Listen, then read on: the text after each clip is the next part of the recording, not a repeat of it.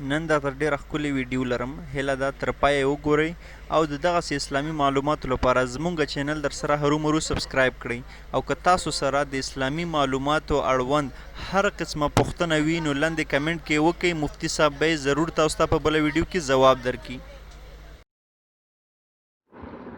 یو بل محترم پوښتنه کړې ده، وایي ښځه خاوند چې کله غسل وکړي د جما نه وروسته نو بیا بېرته دواړه سره سملستلی شي او محترمه سملستی شي، وده کېدی شي، کېناستی شي، هېڅ مشکل په دې کې نشته دی. یو بل محترم پوښتنه کړې ده، موږ چې کوم لمانځه کې سبحانک اللهم وایو، وایي دا پیغمبر صلی الله علیه ثابت ده که نه؟ او محترمه ثابت ده، مسند احمد کې او سنن ابن ماجه کې دا روایت دی، کان رسول الله صلی الله علیه وسلم اذا افتتح الصلاة قال سبحانك اللهم وبحمدك وتبارك اسمك وتعالى جدك ولا اله غیرك. رسول الله صلی الله علیه وسلم به چې کله د لمانځه شروع کوله نو دغه سبحانک اللهم به یې ویله.